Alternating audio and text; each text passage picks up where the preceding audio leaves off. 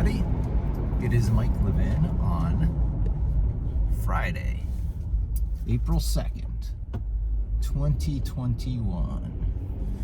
And when last we left off, I guess I was doing one of those talking head videos, and I was at a really interesting place. I had flattened out the data that came in as chunks of raw data, as responses to requests that were sent out, built from named tuple data objects I had created using intersections of, loops of dates and steps that I knew I was going to be required to use to empty out data by chunking, by stepping through pages, which is what the Google Search Console does when you want, say, all the URLs it knows about from your site. You can fetch the first 5,000, then the second 5,000, then the third 5,000, and so on through until you've fetched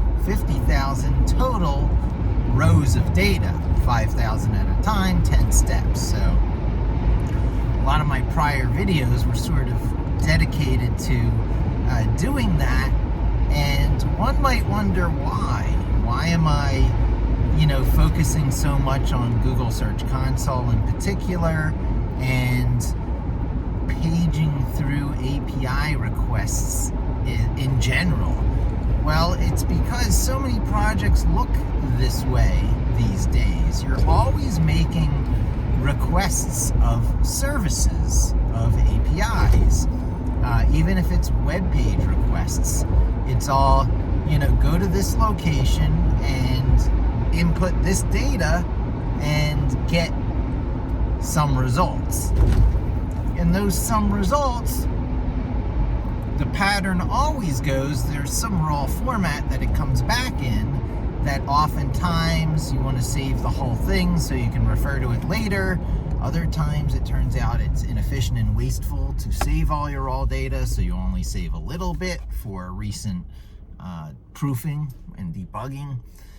Sometimes you can save your raw data forever, but any way you slice it, there's a stage of a project which is raw data capture, and it best fits key value pair NoSQL methodology because you don't have to parse what comes back. You make a request, you get a response, you store the response.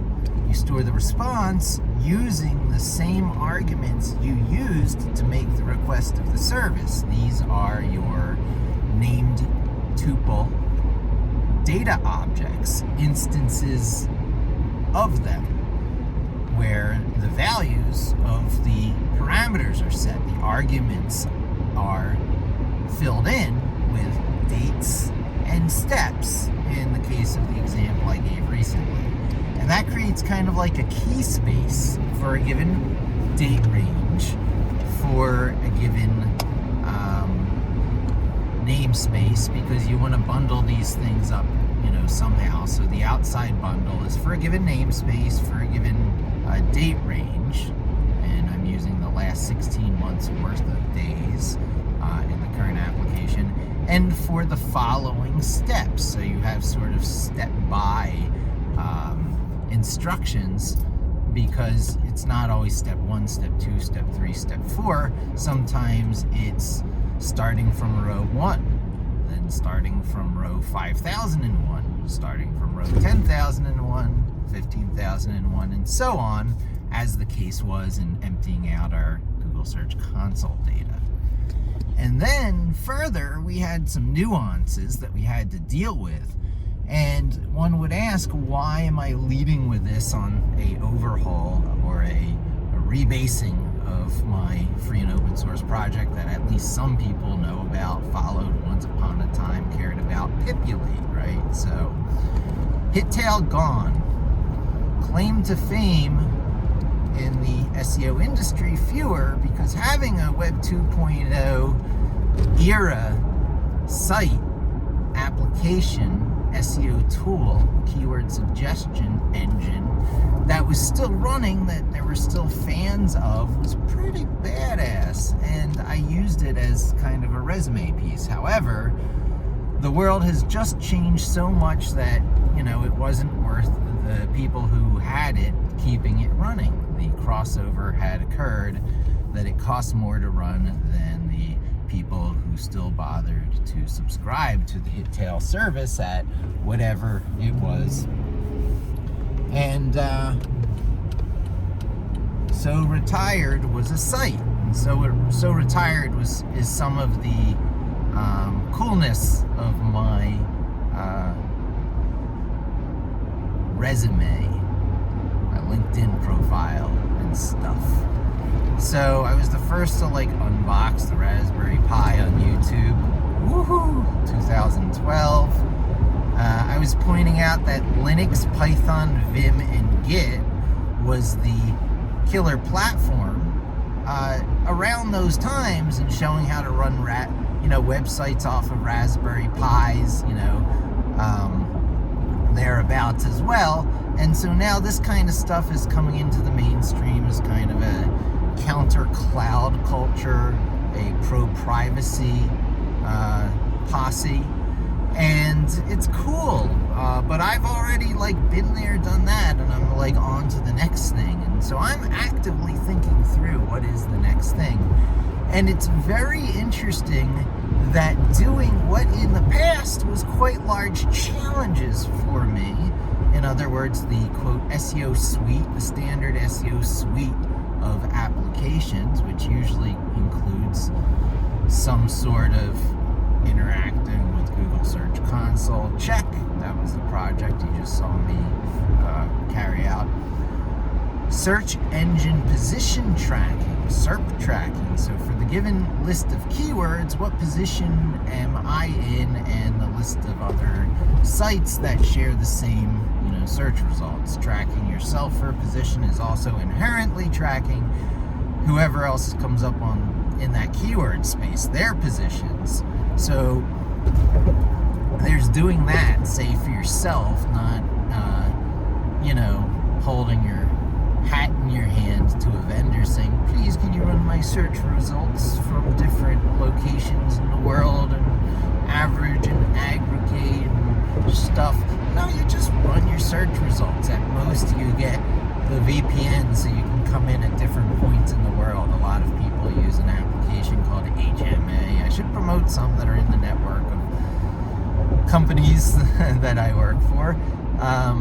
But, in the SEO circles, there's a popular one that stands for a certain few words I won't say to keep my video PG. But, its initials are HMA, and you can make yourself look like you're surfing from anywhere. So using that, you can run searches against Google for keywords and store those results. There's raw results you can store. There is whether or not you're really simulating a web browser or not. So that's the really most interesting part of my work coming up that I'd like to, talk about. Probably on this video, it's interesting that I get to that point about the Chromium or not. To instantiate an entire web browser for this scraping activity in order to, say, render JavaScript, have a fully built DOM object, which is exactly the same as a web surfer would truly see a site, maybe even have a profile for your browser. There's no reason you couldn't keep a long-term user profile for the crawlers that you create if you're automating Chrome, because you're automating Chrome and there's profiles. So,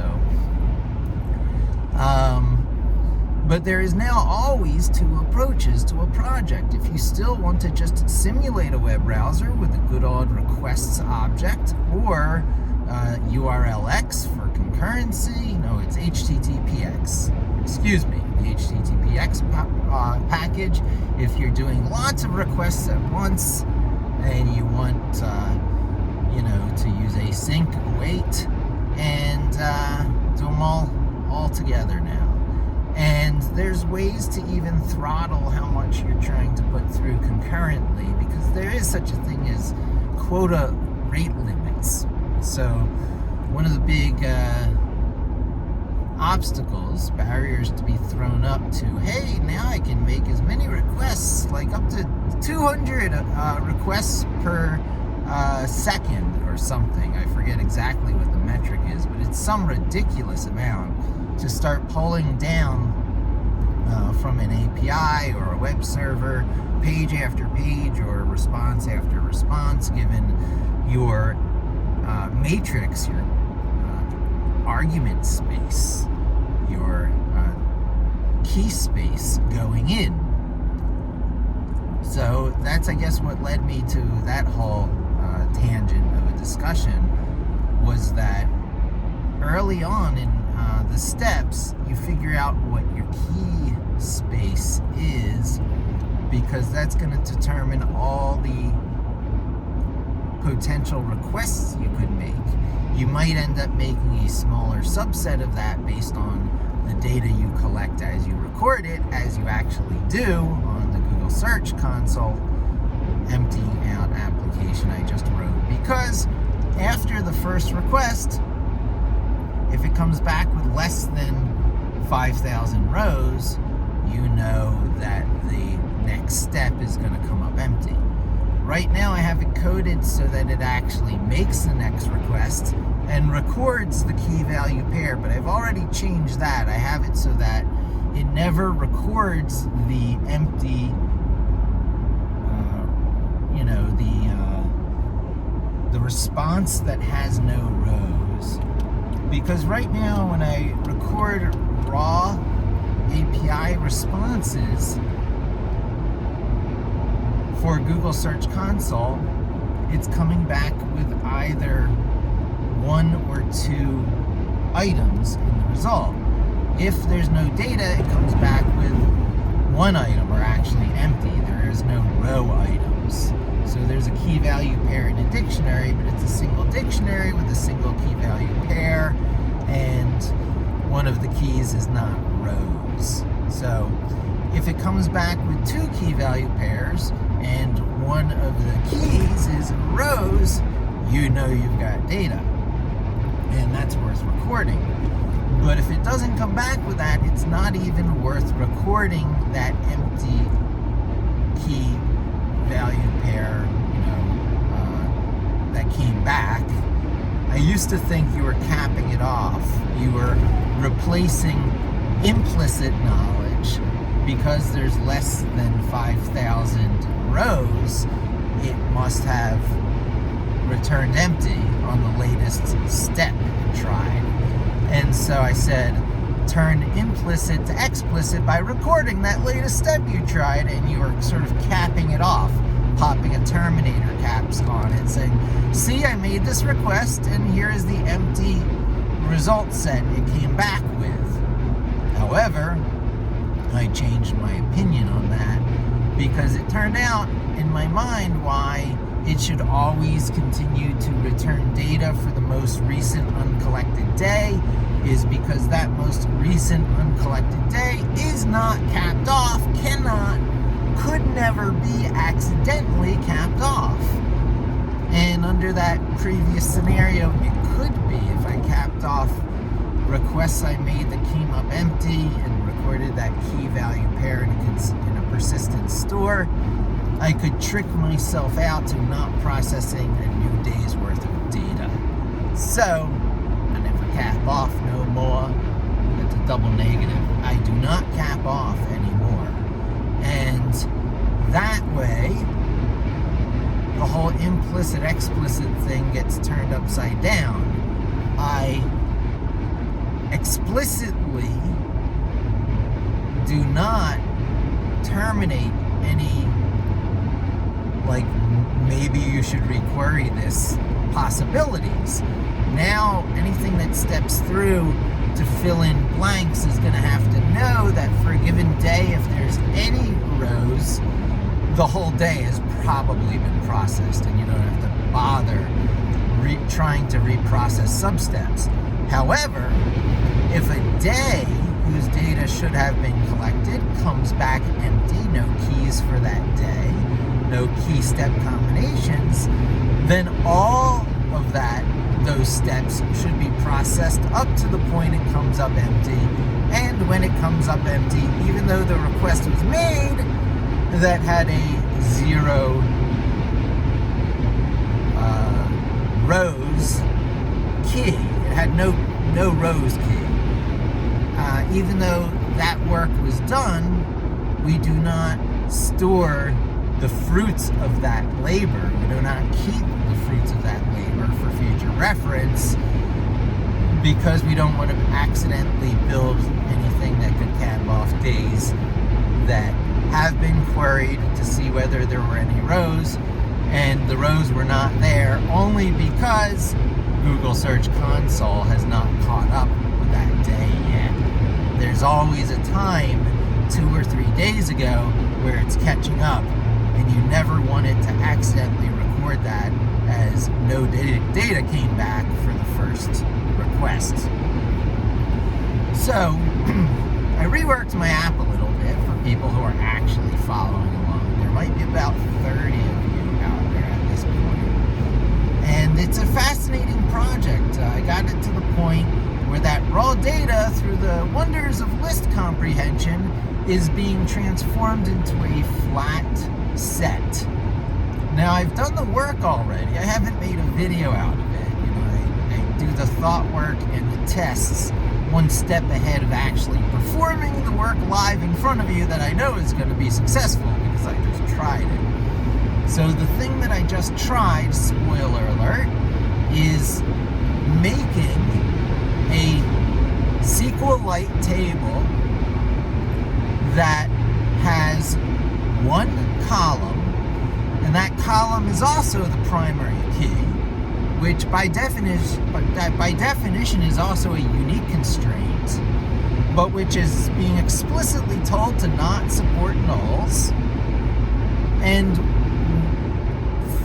for which I will be turning off the row ID feature of SQLite so that I don't magically in the background get one of those almost but not quite auto-incrementing row ID columns to work as my primary key, because most people like that as a safety net getting started before they understand the nature of data and why, if it's worth storing, it should be suggesting its own, often multi-column primary key, multi-column unique constraint that ensures uniqueness and the integrity of the data of your database. That's what the keyword space or the argument space I'm talking about is. When you take a loop of dates from, say, yesterday back to 16 months ago by day, which is some 400 or some rows, and for each day have potentially 10 steps through with the following increments: 1, 5,001, 10,001, 15,001, so on. So all those combinations, plus probably some sort of namespace so that you can do it for more than one job, more than one website. You might use your website's registered or Apex domain for this purpose. But you have a namespace, you have your date range, you have your steps, and that gives you your multi-column compound key, primary key, all the combinations of which are all the requests you could ever make for this particular job, for this window. And it's a rolling window in the app I just made. Every day you run this, the last 16 months of days is slightly different. It has a different date, start, and end range. So it attempts to download 1 day's worth of data, more each day, essentially. And if there's any hiccups in Google Search Console where it is going slow and has 4 days of data queued up, a window back, you have to look back 4 days before data comes in, if that happens, this app running every day will just automatically deal with it, backfill anything that it's missing or is waiting for, either by the fault of Google Search Console and being slow with a hiccup, or through you in running your servers having a hiccup, like them being down for maintenance one night or something. Doesn't matter. That rolling window will always ensure you're covered, because, any particular day or days in question for a 1 or 2 day outage will be covered by a 16-month rolling window. So that's what you saw me develop just there. And this same stepping, API range combinations, keyword space principle can be used for more than just emptying out Google Search Console data, which is what I just used it for. Such as it can be used for search engine position tracking, SERP, search engine ranking, search engine rank position, SERP, search engine result position, SERP, SERP tracking, SERP tracking. So with SERP tracking, you generally use some sort of VPN like HMA or encrypt.me, and you obfuscate where you're coming from. You are not coming from the IP that is provided to you by your internet service provider, because perhaps what you're about to do might look like something Google would throw up the CAPTCHA for to make sure you're abiding by the terms of service. So you run your VPN and you make sure you're coming in from where you think you're coming in from. You might set it to give me the quickest IP in New York City, and you end up being in the middle of the UK. That could happen. And you want to make sure it doesn't, so you typically open a incognito browser window, or whatever they call it under Edge, and you say, where am I, or something like that, to that effect. And it'll pull up either Google Maps, or you can say pizza near me, and drill down to a map. That's a good way to do it. And see where you are. See where the pizza near you happens to be. And if it's not where you're expecting, adjust your VPN settings and try again. And when you get yourself where you want yourself to be, you basically perform a Google search. I believe it's, www.google.com/search question mark Q for query equals, and then your keywords. And a little bit more can go in there if you really want to make yourself look like a genuine web browser. Send the arguments that go in when someone really searches. So perform a search in a web browser, reproduce those arguments to the best of your reasonable ability in whatever piece of code you're writing that's going to be making the request of Google using the get method, because that's what you're simulating. If it was the post method, the story I'm telling you right now would be a little bit different, a little bit more complicated, because making requests of a service using the post method means a form has been filled out and the submit button has been pressed traditionally with CGI programming. There's a whole bunch of different ways that could be carried out now with how much actual control JavaScript gives over the DOM environment. However, let us assume something close to the traditional CGI submit action has occurred, and a new request is being made following the normal page load, because a form had to be created that was capable of using the post method. It's not something you can necessarily do by typing a web address into a browser. You have to reach a website, fill in the form, hit submit. That's how the post method is expected to be used by the services that expect to be receiving those requests and parsing them. That's why initial requests are not traditionally made like when you're making a Python script to use a post method. right off.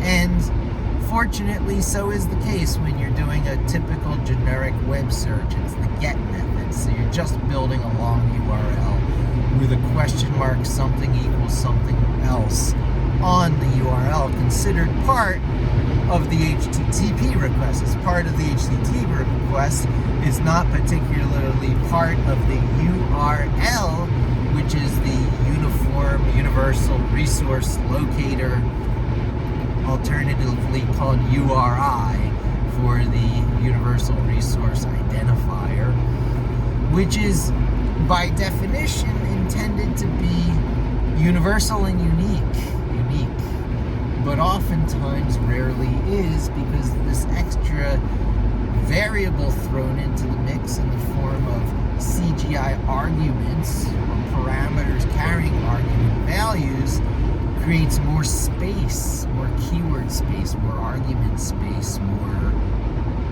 namespace for your app. And so you find yourself having to create containers for data because you need some reasonable way for when you ran the job for this separate from when you ran the job for that, regardless or aside from the range of dates you set it for. So if you were to break it apart and to distribute it to the different interested shareholders, the different parties in your, inevitably collaborative arrangement, your team, because you're not doing this in an island, you're doing it for people, with people. You want to be able to send people stuff, and where you cut it is the namespace. And you cut it at the namespace, it should carry with it the date ranges for which you made all the different API requests, so it packages up easily on the namespace you define. So namespaces are important in my world, and oftentimes, as in the case with this Google Search Console example you might be following along with, that namespace is ideally suited for the registered or the apex domains. So in the example I just gave, I'll be bundling this bunch of data, the cache directories, which will have a few different, it could be a single, I might point out, SQLite DB file. However, based on ease of implementation, I will be spreading it out over several file name .db files. There's inevitably going to be a delete me or a temp DB because I'll have some sort of initialization process going, see, this is how you generically write to and read from a database, and this is the throwaway instance where you're not dealing with the complexity of stepping through some object. We're using much of the context manager's capabilities, or much of looping, or much concurrency, or ... It's giving the simplest case example, and that's why you'll find my new Pipulate framework, which I'm creating right now under the label or guise of SEO ML in GitHub. So it's mclevin.com. It's not that. It's github.com /mclevin/SEOML. And soon to be back under the /Pipulate umbrella. But not until I have it at a very, very nice level of, not perfection, but 80-20 rule good enough. And I'm working my way through some of these final little maneuvers, the little minutia things that are my primary tool set. They are my samurai sword. They are my carpenter's hammer and nails and level and, what have you, whatever a carpenter uses. And they are my whatever fill-in-the-blank tool of some person who's trying to, or instrument, musical instrument, martial arts weapon, what have you, of someone who's trying to achieve spontaneous mastery, being able to express themselves well, fluently, spontaneously, with complexity to the music. taking into account a great amount of nuance that does justice to the problem in the problem domain being tackled. That's why there's oftentimes so many prickly edges on these projects that you don't want to be there. Oh, yeah. So I'm going through my real SQLite education now. I always understood it conceptually as an optimized C component included with the C Python standard library. So when you get Python on your machine by whatever means, it could be the Microsoft Store, that's when you type Python from a command window, or it could be from Anaconda, when you install Anaconda and get Jupyter Notebook. It could be the third big way when you have Ubuntu or any Linux system going and you pip install Python. That's going to be a very common way for it to be there. So these are three very common ways for a Windows user to have Python, C Python running in some context. And that C Python has a certain number of standard C specifications identical about their implementations. And then they have the access to the same software repository through pip install, the Python packaging index. So there's this incredible portability of apps across Python. It's not as elegant as it is under, say, Node.js with the NPM system, bought by Microsoft as well. I say as well because GitHub has been bought by Microsoft, but not Git. Git is still a very liberally licensed in the free and open source community project, not owned by Microsoft. Microsoft did not buy Git, nor did Microsoft buy Python when they took Guido van Rossum onto their payroll.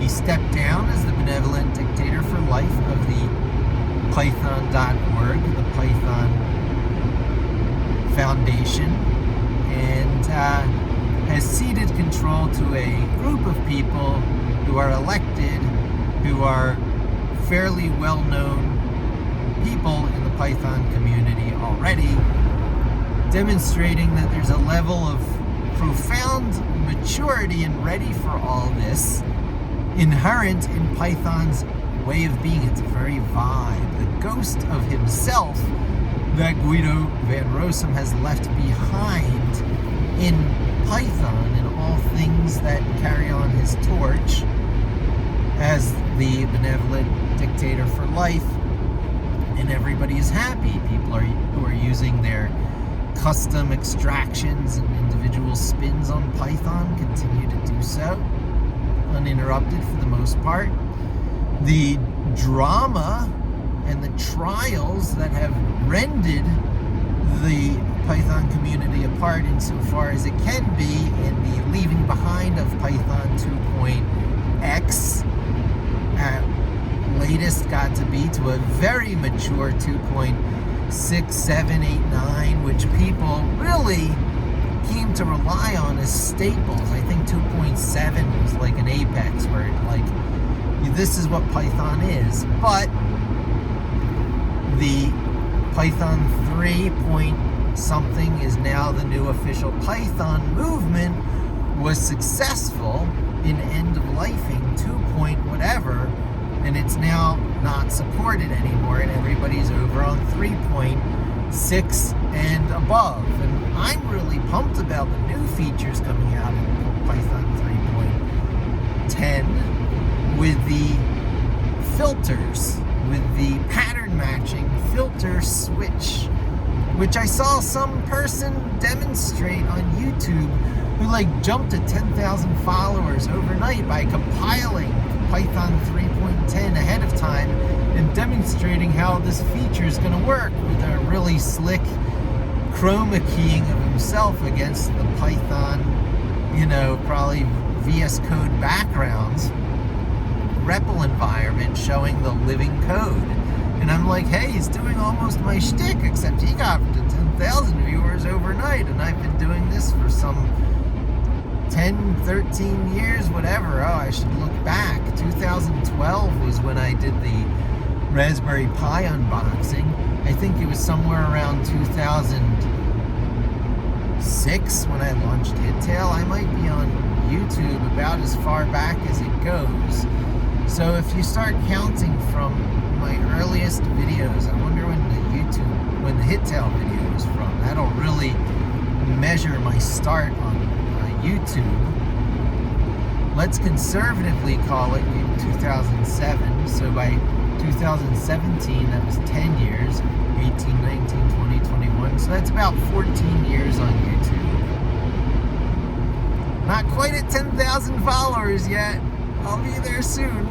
It just sort of lingers. It's diminishing returns. People say the first 1,000 is the hardest. After that, you'll just take off. That's if you're becoming a YouTuber. However, if you're just abusing YouTube's ability to give you unlimited video uploads, and you see the gaming community do this, and people are actually like really following in mass these popular gamers going through these virtual worlds and these teams with missions.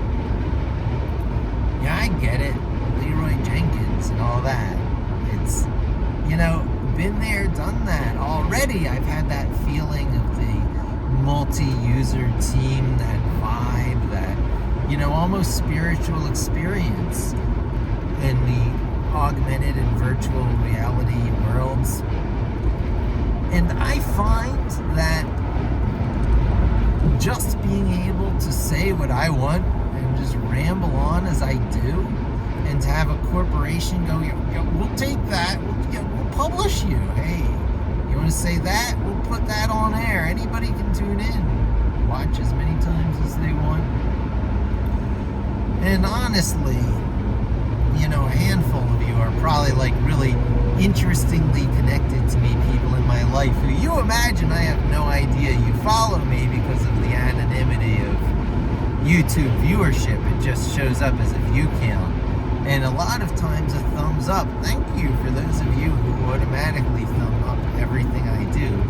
Sometimes before it's even been published, during the countdown to premiere, which is a interesting new YouTube feature. And I tend to publish things to premiere as fast as I record them. I don't know exactly when I'm going to be making a video like this one. And when I push it up, I just am going to be pushing it up. Sometimes I don't even monetize it at first because I'm doing the first initial publish from the mobile app, in between like getting to my destination and like seeing my kid. So I'm like, I've got exactly a 2-minute window from when I am in the parking lot to when I plan on sending the I'm here text, let me publish this YouTube video. And then it starts uploading, and it's uploading in the background on my drive back from a trip exactly like this. Perhaps without the title it's going to have in the long term, perhaps with monetization not turned on, almost certainly with no meta keyword data filled in, which it might never have filled in because, I don't stop for all that. Life goes on. And YouTube and Google by extension, is permitting me to, do this an hour, 2-hour ramblings at a time with this beautiful sunlight on this beautiful I-80 drive. And I'm like, using this, already many-year-old generation, iPhone XS Max, yay, it was the top of the line when I got it, but they're not now up to the 12, and they'll have the 12 Pro, and there's talk about the 13, and I'm holding out at this generation just like I held out at the Generation 6 for the longest time. It's when iPhone was at Generation 6, and it was the final phones that were designed, at least in spirit, by Steve Jobs, that I went to before I switched to Android. I had to switch to the Android platform somewhere around then, just to have charging cables, long story, but I also switched because I got to use a stylus, a Wacom's quality, 4,096 levels of pressure, really fine touch to it. Note stylus. I started on the Note 3, then I was on the Note 5, another sad story, but then I skipped over the Note 7, never had a Note 7, but just as, a good friend of mine was telling me, the Note line is over forever. Do not expect it to come back. I'm like, well, that stylus was pretty nice. The hardcore fans are going to want their stylus. He shook his head knowingly and said, in a we'll see manner. And then the Note 8 made its debut, being oh so much more than anyone could have asked. The dun, dun, dun. I can't even do 2001 Space Odyssey tune when I want to, but the Great Black Obelisk, perfect design, perfect finger unlock position, perfect tuck away stylus, perfect everything. Rounded corners, unopinionated, jet black OLED screen, Note 8. Mwah! I found the new Amiga of the mobile phones. And I was quite happy on the Note 8 for a while. In fact, the first one I had cracked. Another sad story, but I talked to the insurance company, for which I hadn't switched the SIM card from my, 6th generation iPhone to the Note yet. And I had that $10 a month insurance conversion. I forget the company, but they let me do the one-time deal as long as I switched my SIM card and kept it in the Note 8. So I'm on my second Note 8 piece of hardware, but I will have it forever. It is a very precious to me piece of hardware, and I still use it as one of my primary stylus platforms, even though I do have the now Microsoft Surface Laptop 3 to replace my old Surface Pro Portfolio 2, whatever, word combination. It's so difficult, these keyword combinations. Talk about keyword combination matrices. So, I like reliable Python environments now, which you can flip-flop around using, these requirement managers. There's a nice number of them out there. I haven't truly adopted one yet, but it looks like poetry. I might be moving towards poetry. Or just NBDev, the way it does it. There's some requirement standards that are used out there, so when you have these, pip freeze style file, pip freeze style requirement.txt files, you can just know what's required and make sure that's all always installed. And more, there's these executable wheel style virtual environments that carry around all the binaries that were used for every library dependency when you made the app, and then plop, that can go into a Docker container, and then it's really, really containerized and script buildable. So you have the best of both worlds. You have this series of pip install commands that created the virtual environments, which are optionally virtual environments, whether you use them inside a container, and whether that's a silly extra level of redundancy with an unnecessary number of moving parts, and that container name's introduced or not is a matter of opinion. I might take on later. I actually tend to say, once you know you're doing containerization like Docker, you really don't need virtual environments. Just throw it into base, make everything really easy. And if you do things inside that container, just say, don't worry about the virtual environments. Do it in base, and if you change it that dramatically later on, just start from a new master container. Do not burden yourself with VENV if you don't have to. But in most cases, VENV and all its variations, virtual ENV, pip ENV, poetry, they're all nothing but a blessing. Learn your favorite, use it, it will be like music. It will be like poetry. And thusly, we instantiate new virtual ENVs that carry your, more and more often, a top level NB Dev oriented, Jupyter Notebook oriented directory of notebooks. That's what I'm talking about. It all starts from make directory, or creating a directory by cloning it from GitHub, or more often using a template. Or if not using a template, and if starting out with make directory, then running nbdev new. Inside of that, there needs to be some initialization process at some point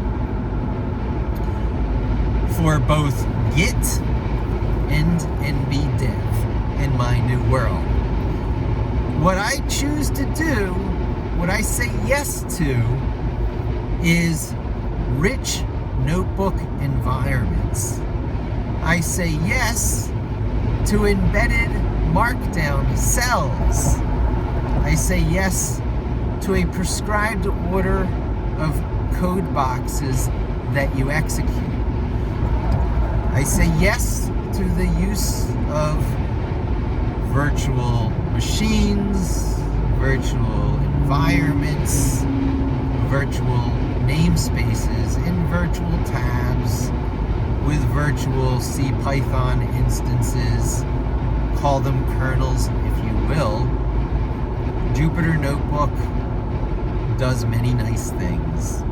And even though it inevitably has a Node.js and perhaps even zero MQ, do I have that right? Zero message queue, MQ, slant to it, it is still a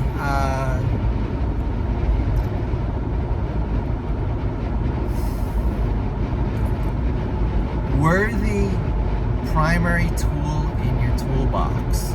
So I am Mr. Cheerleader for Linux, Python, Vim, and Git. I'm here to tell you that Linux, Python, Vim, and Git together constitute both a development platform and a playback environment platform, loosely platform, not really platform, multi-platform, sub-platform, platform, much like the web is a sub-platform.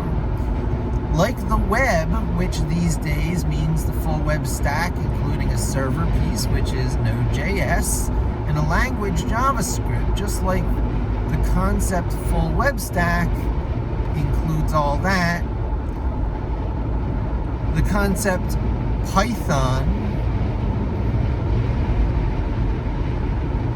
data science stack now includes Jupyter with a very node-like engine to it to create all this metadata stuff, so you can have these notebooks so that your Python code optionally exists in a .py format almost magically in sync when you want it to, with changes in those .py files almost magically trickling back up into the Python notebooks. In other words, the Python notebooks are given a reason to exist in your experimental programming ecosystem you are creating, from which you make .py package extractions when you need them, where you need them, and why you need them.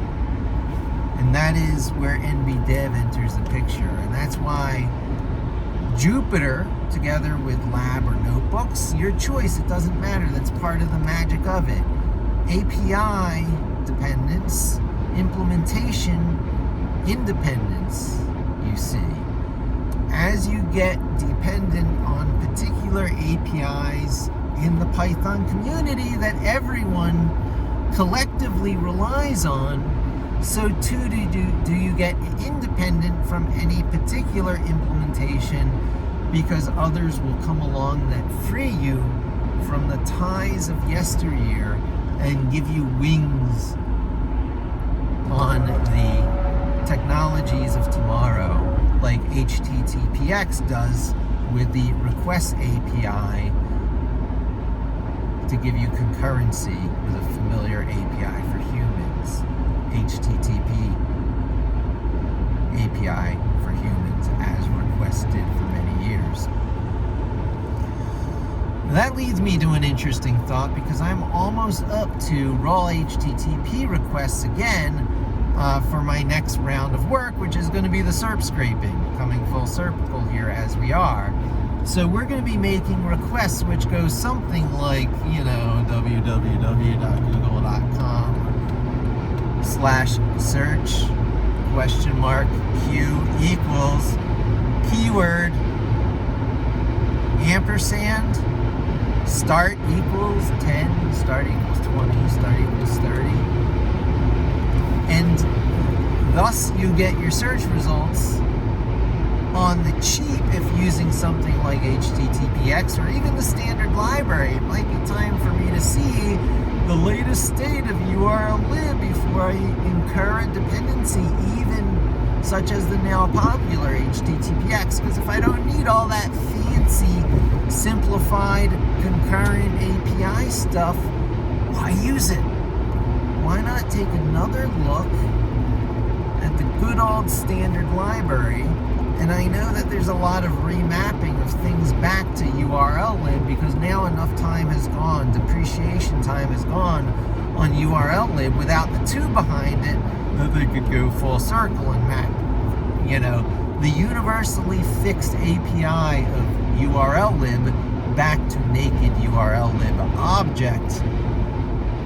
And that way they would keep reverse compatibility of URL lib too, for all that stuff that most certainly went to it directly, for those people who didn't want to use the request library for now, as it turns out, in hindsight is 2020, solid reasons. The request library might not be updated to keep current with the concurrent world of async await parallel, bizarro parallel universe of Python that now exists. Everything must also now be re-implemented for how it works in concurrent mode with the async await keywords and implied promises that they are.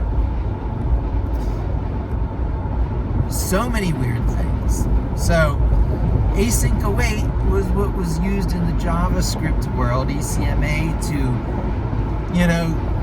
mature concurrency to the next level. It didn't come from out of nowhere. There was an implementation that JavaScript used to get past promises, an API which was promising but still not fully there.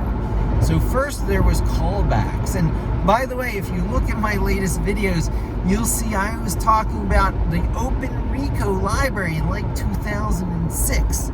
So at the rise of AJAX, the asynchronous, mode of communication that exists within web browsers after the initial page load. So once the initial page load occurs, reasoning goes, you got the script tag, so you can execute JavaScript. That JavaScript can make further HTTP calls back, especially to the original requesting, domain that was requested, because you wanted data from that domain. You obviously trust that domain. There's implied trust. I can carry on continued communication with the same origin policy and have all kinds of open data connections now to that. Ajax, yum, streaming data, all kinds of new APIs possible. All absolutely true, all wonderful.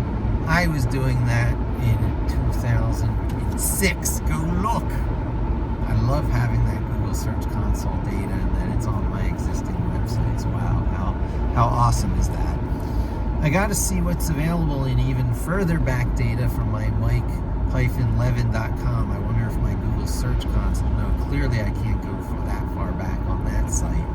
That site was owned by the Russian spammers for the longest time, the ad sense spammers because I didn't re-register Mike-11.com. I remember one of my old friends, Tanya Nam, was terribly upset that I let that go. And so I got it back now. Maybe I'll bring back Mike-11.com. It'll be highly symbolic. Symbols don't exist. And I have lots of interesting projects to bring back to life under Pipulate. All the SEO Hi How You Doing projects. So we recently just emptied out Google Search Console for all the data that's available in such a way that keep it up to date, in such a way that captures raw data fast in NoSQL, key value power format. The recent work I did set the stage for transforming it to row and column under SQLite, work I already did off camera in preparation for the next video. So I have already done the transforms that it's basically some easy peasy list transformations that take the reliably shaped JSON objects that exist in key value pairs, roughly captured as blobs, and SQL Dict Lite third-party library, one of the few third-party library dependencies I've accepted, but it's for a universal need, treating a dict as a persistent library. Treating a Python native dict data type, pervasive, used everywhere, as a potentially very large, because hashes can be quite large, persistent key value pair store, in other words, a NoSQL database. And to do that, that can very easily be back-ended by the quite capable SQLite optimized C component, SQLite, that comes standard with a Python C library. So to do that, a third-party library need to be provided because that's not the API provided with the standard library. However, the API that is provided with the standard library is SQLite 3, which uses the traditional, potentially context manager managed open API with cursors, open with cursors. There's different kinds of opens. There's opens with standard read writes and read lines and all that. And if you've got the file system, a file system type thing there, that's fine and dandy. However, because of performance issues, because of performance when requests are made, because of set principles, because not everything is programmed in index sequential access mode, although you would think that it would be, but rather is programmed in rather normalized, deconstructed and normalized relational database mode, so things that are broken apart and put over multiple places make it so that oftentimes a lot of work is necessary when you make a request so that you can treat it as index sequential access mode method. But in order to do that, in order to say, take this from this table, join it with that from that table, and maybe even union it with this other similarly shaped data, treat it like a single table and give me full access to it, often requires for a temporary table to be built somewhere where work has to be done. And that temporary table might not even all exist at once. That temporary data might be brought into existence a row at a time as needed in accordance with the optimizations called for by the people who have made the magical mystery engines that tie together to run all this stuff. Combination of how Linux works, combination of how Python works synchronously and asynchronously, because those are two different ways, and different APIs are provided to the outside world. So the way it talks to things to the outside world has two different ways. Python has two different modes, and it takes a while to really wrap your head around. And I'm at the point now with my work where I'm going to try and keep it simple. I'm going to try and avoid concurrency when I can, and get the advantages of concurrency when I can as well. That means I will map reduce at opportune times. I always know that I'm thinking about things in a map reduce way, that means if I keep my API usage, list comprehension centric, I will often be able to get the benefits of parallel processing on my own machine and cloud distributed processing on other people's machines when I really want or need it. The trick is to stick to map reducible APIs, and you can either do it directly through your code, or you can do it in magical ways in the background through Dask, for example.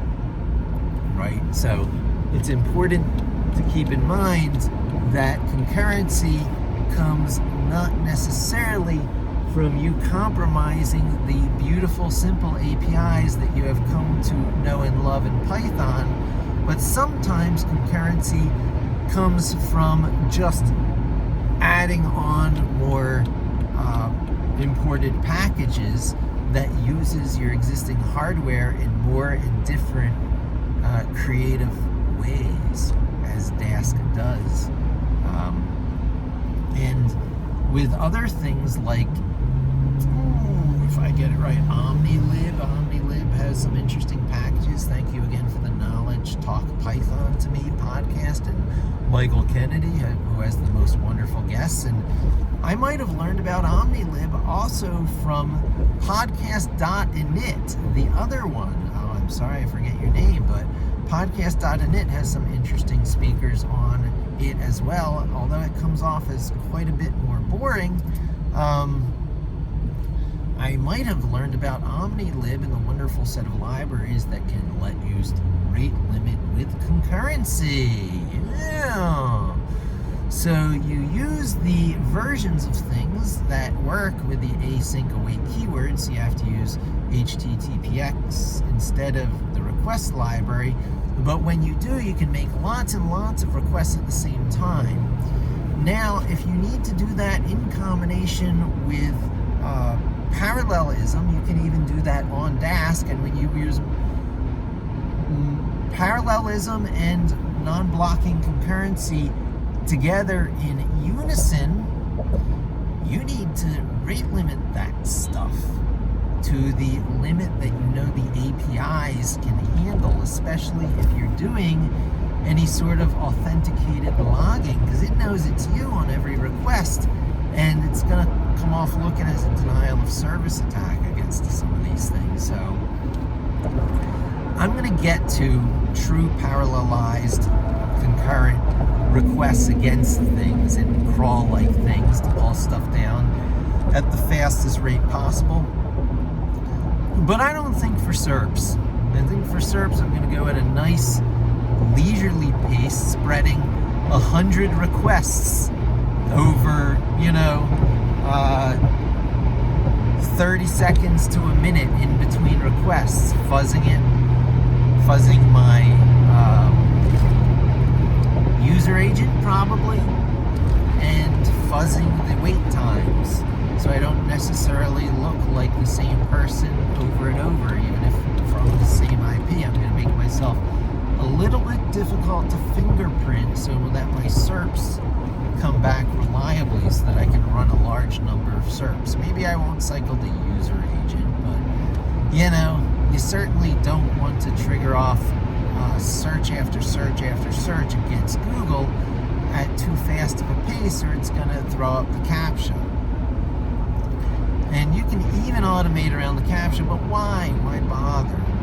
Why ask for a new IP from your VPN, and then you have to do Python communication between like HMA running on the client, your script, and then you have more brittleness, and it's more of a desktop app, and it's that much more of a limitation if you want to deploy to a server. So IP rotating, not my favorite thing.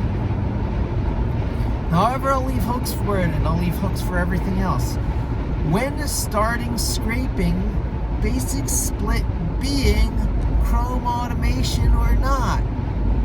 When doing Chrome automation, what level of accountability and identical behavior to user do you want?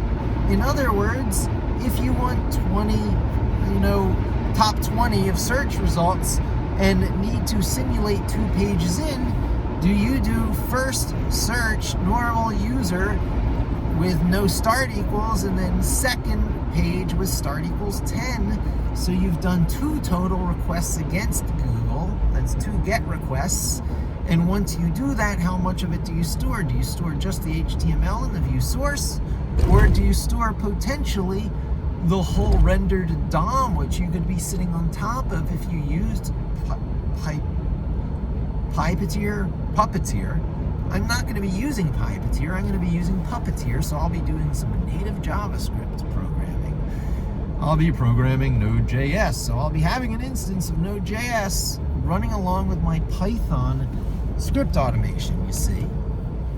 So there's going to be something which first will run in lost mode, right? Everything runs in lost mode first. First you are lost. That means you've probably done an Anaconda install, though less more and more over the coming years, because with Anaconda's more commercially oriented licensing agreement comes the desire to pip install Jupyter, and then, I can pip install Pandas and all its dependencies and all those different things individually. Thank you very much. Wheels makes things like NumPy, pip install NumPy, not nearly as difficult as it used to be. So the new Wheels infrastructure at the Python packaging index, which lets the pre-compiled binary, most suitable for your hardware, be plopped into location on your machine, and thanks to the wonders generally of virtual machines, because very little code that you download runs directly on your hardware anymore, because that implies elevated privileges. It all runs in, like it or not, virtualization-like containers. I believe even if hypervisor is not turned on. I need to look into that, but there's isolated environments. Because of those isolated environments, the compiled for, some sort of virtual machine exe in wheel system for your hardware, be it common x86, like I run on an i5 piece of hardware, or at fancy modern ARM 64-bit ARM architecture, as some of the new Surface, Microsoft Surface Surfaces, I guess they're Surfaces, and some of the new Macintosh Mac Airs, using the M1 processor. There's new hardware, genuine new processor hardware. So when that happens, systems like the Python packaging index wheel system has to catch up, because it has to be compiled for new hardware. That's just like the split between Mac and PC. Now Macs and PCs have splits between 32-bit, 64-bit, and now 64-bit ARM. I guess there used to be 32-bit ARM, but there was a lot of emulation going on. Responsibility for this stuff being taken by stuff other than the compiler. Emulation modes inserted at sort of the operating system level. Apple used to do a lot of that kind of stuff to switch from their old PowerPC architecture to their OS X architecture, making the switch from PowerPC and RISC and Cell and Motorola 68,000 once upon a time, that architecture over to Intel style x86, and now ironically they've gone kind of full circle, gone back on their own hardware, taking a page from the Commodore book. From the Commodore book, the Commodore's out of business. No, look at modern Apple. They're doing everything the way Jack Tramiel did with Commodore before the company got taken away from him. So, Apple has been carrying this stuff out right, and under the, new stewardship of Tim Cook, it has been carrying this stuff out very competently. The part of Steve Jobs that said, let's base the Mac on Unix and just make the sugar coating proprietary in our Cocoa operating system. And that will be enough now to make the Mac open source, and we'll give it back in the form of Darwin, but who really uses Darwin? So they're giving back, but no one the version that's given back. So it's kind of a loophole. Apple got to use the wonderful work of the free and open source BSD, I guess it is, and got that kernel for free and built Mac, got a great shortcut into mainstreaming it and creating the unholy alliance between the snooty art crowd who likes their Macs and their Quark Expresses back in the day. That world is almost not around anymore once Apple crossed Adobe and Adobe made the x86 PC Windows world the premier platform for Premiere, among other things, including Photoshop and Illustrator, and I guess eventually Flash, and then eventually not Flash. But there was a bad blood war between Adobe that sort of undercut the unholy alliance that Apple forged between the sysadmins, the draconian sysadmins who loved themselves some easy script. So they went from like Unix and Bash script to Perl, and with a sigh of relief went to Python. So the sysadmin people, later DevOps, so sysadmin and network admin and DB admin and a whole host of these admin jobs sort of congealed together under one master umbrella of DevOps, where things became a lot more software-based because cloud was being leveraged, and so much less did you build the data center yourself with your very own hands, on-site, co-location center, or other, because why not leave it to the pros who just tend to data centers like a garden, always rotating the hardware, always making sure there's the right levels of redundancy and the right magic numbers being hit, tweaking things out no matter how much your love of the hardware, because a lot of people love to tweak out their numbers with their on-site instances of hardware. Let me tell you, the all-draconian world of sysadmin may never be dead. It lives on with embedded and byte-counting embedded systems where massive economies of scales are required, Internet of Things and that sort of stuff. However, most things are not embedded systems. Most things have some general purpose, higher level, oftentimes a graphical user interface, making it therefore accessible to a certain brand, breed, vibe of developer who need graphical desktop operating systems and their VS Code and their SSH extensions to VS Code to be able to do things with remote servers. How sad. You people need to find the love in Vim, in terminal-only user interface. There is love in it. There are standards that you can rely on. Mac gets it kind of right. I guess everyone rallies around iTerm because terminal isn't good enough. When I was on the Mac, I wavered back and forth between being just another iTerm junkie, another third-party dependency you don't need. I wish it was from Apple. Why did Apple not do iTerm? You could get away with using just term and SSH under term, and I ended up doing that in the end. I got myself off of iTerm. There wasn't enough benefit. So I was a non-tabbed user interface terminal sort of person for the longest time on Mac, Unix 1, rah. And then I immersed myself in the homebrew world after looking at Fink and OpenMac, OpenMac.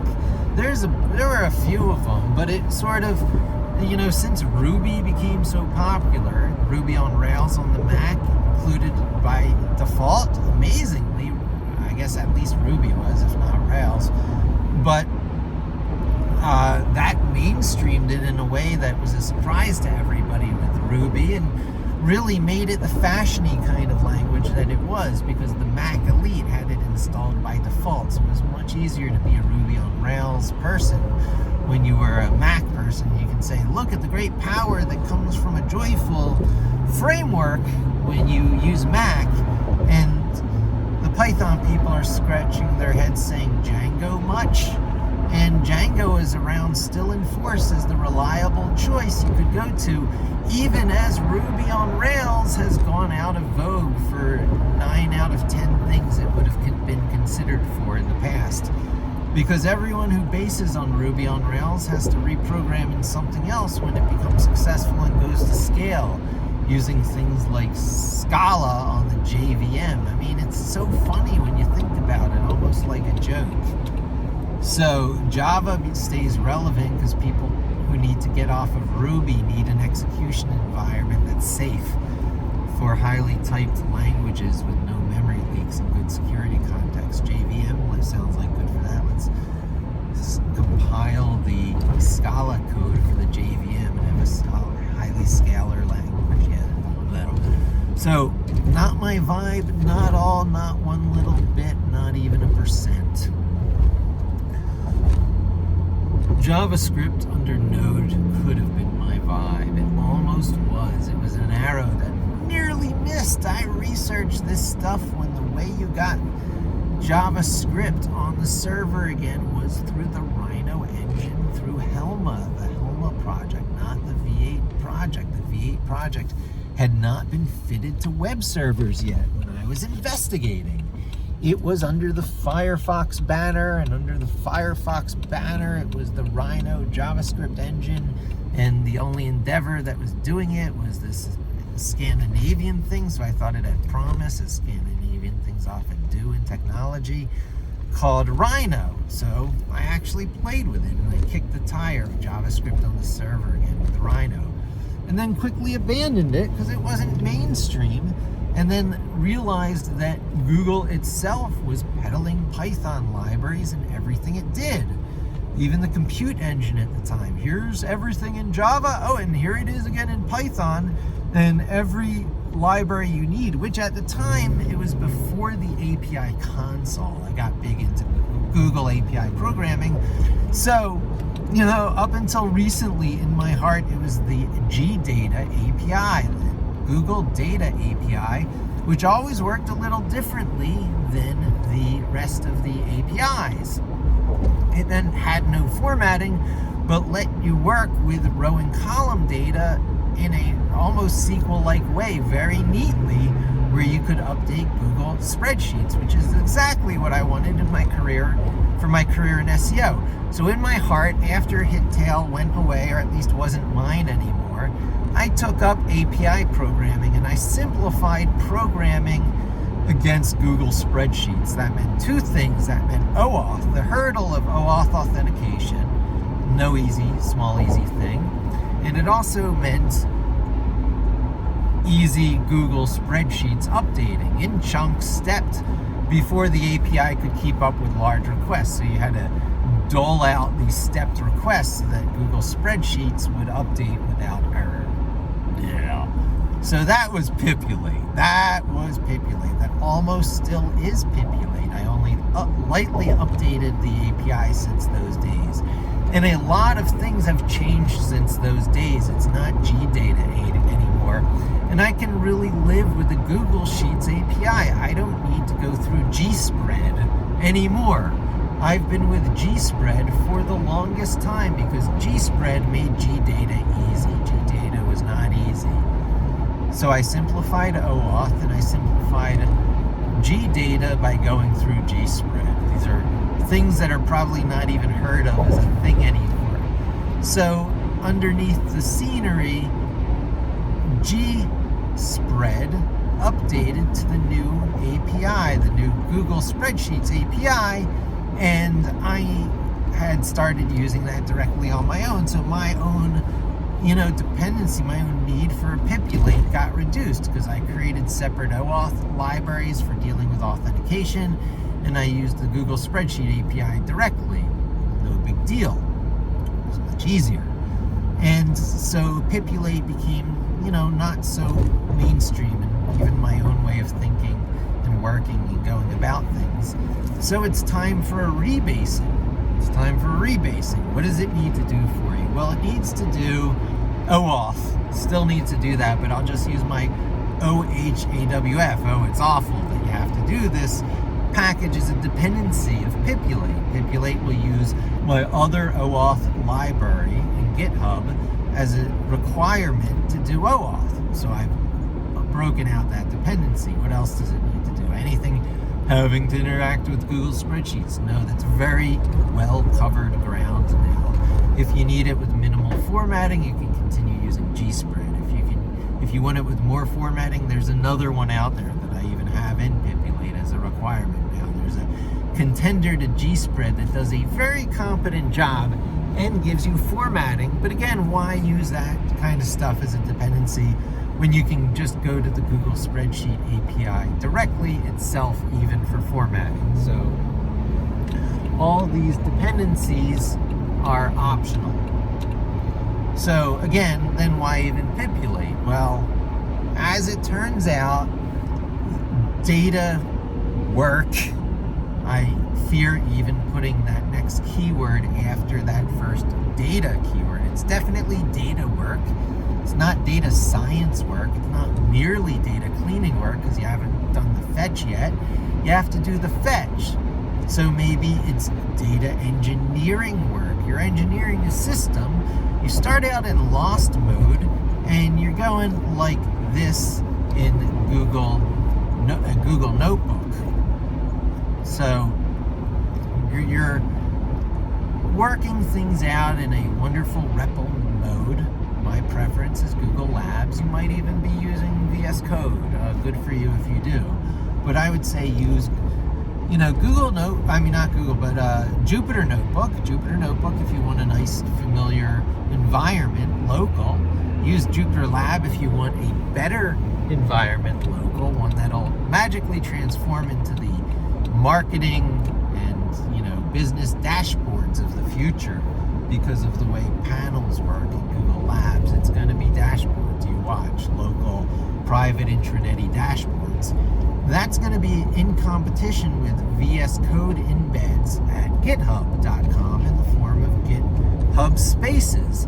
So you're going to see conceptually GitHub Spaces be put in alternative or opposition competitive products to notebooks run in a variety of collaborative ways. Another collaborative way it's going to be run is through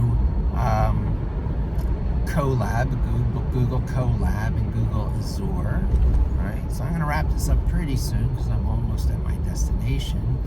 But nonetheless, notebook environments that have all this embedded documentation, this prescribed order you run things, and neat tricks you can do because it's a notebook such that the packages become subset extractions. And you can have tests run automatically. You can have documentation created at the same time. The README page for GitHub. You can do releases into PyPy. All of this under NBDev, which I am gradually falling in love with. NBDev is cool. It is a privilege to be able to use NBDev, I admit. And so that's where I am in my mind right now, making sure I start forming all the right habits to take advantage of this wonderful project that this, free and open source organization is putting into making sure that notebooks remain a viable alternative to proprietary platforms, which VS Code is, so that you can have your heart and soul and future longevity and obsolescence resistance tied to a more free and open source Jupyter-y like world of notebooks than to a proprietary vendor implementation of an IDE. So, therefore, I have all the scaffolding so that all these things will work as a package. You can pip install. They can work as a template. You can get a template from GitHub that work with the continuous integration and deployment that you get from NBDev for free. I still got to work a lot of that out. I don't have the CI stuff exactly firing on all cylinders yet, greatly because login is required, and there's a context that GitHub is never going to have to be able to execute the code in the CI run spaces. There's going to be competition for your heart and soul between embedded VS Code everywhere. You're going to see that as a thing.